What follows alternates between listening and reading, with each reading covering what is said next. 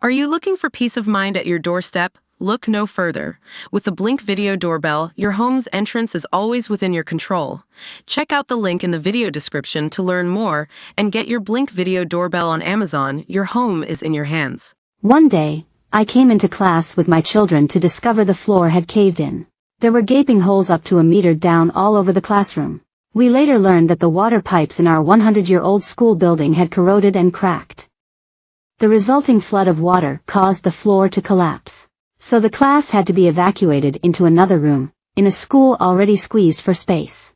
We'd got used to peeling plaster, and rain leaking into the corridors and halls filled with buckets. But there was no spare money to fix running repairs. In the winter, heating bills became a challenge. The classrooms have drafty doors and windows and can be freezing cold. But after the floor caving in, it was then that I realized I had to speak out. With less and less sufficient government funding, the situation in our nation's schools right now is just unacceptable, and in some cases unsafe. To view this video, please enable JavaScript, and consider upgrading to a web browser that supports HTML5 video. For a while, the extra pupil premium money our school received due to the high levels of poverty in our Manchester community helped. But as the funding squeeze has got worse, the cracks are literally too big to cover. Last year, you may remember many schools were in the news with crumbling concrete. Dangerous school buildings at risk of collapse caused some to close for repairs. But this was just the most visible symptom of a wider problem. My school didn't have concrete issues, but our school building is in a terrible state of disrepair. While repair bills are rising due to the age of buildings, funding levels are falling. On top of that, the lack of money for support staff is less visible than the building. But it has an even worse impact. I've been here 20 years. So I remember the times when we could decorate the classrooms each year, and when we had enough teaching assistants to ensure that even a large class of over 30 children was well supported by a teacher and TA. We could offer attention for small group work, help for those with additional needs, and a nice environment. Teaching assistants raise the quality of the experience for the whole class. If you're breaking into small groups to tailor advice and ensure pupils get the most out of the lesson, you need someone else to be supporting the rest of the class. This isn't just behavior management, their role is integral to children's learning and success at school. I know one colleague was even cooking batch meals for a family for a couple of months. On a practical basis, educators need a break too if we are going to do our best work.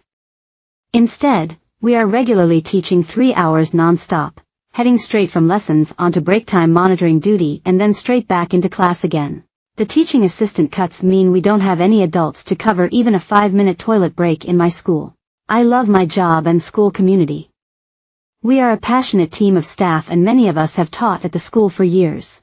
Our school is in an area of Manchester with high levels of deprivation. We have children living in poverty, coming from substandard housing, for whom the school should be a haven. We are also teaching more children with special educational needs. We're a tight-knit team, but right now staff morale is low.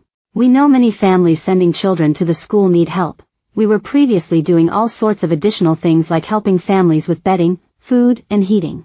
Some teachers would provide breakfast in the form of cereal bars or fruit to children who came in hungry. We have also had appeals from our in-house family liaison officer for bedding, microwaves, curtains, and sometimes USB lights for families who have been rehomed very quickly or are in dispute with landlords.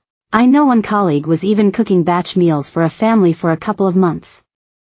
Now, not only do staff struggle with the time, but we don't have the extra money to help children in the way we did. It hurts to know we can't give the best experience for the children we teach.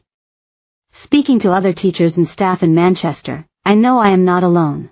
Figures from the NEU found that 100 schools couldn't start school on time because ceilings were falling in, causing classrooms to close. Thousands more schools are listed on their schoolcuts.org.uk site as having lost 10.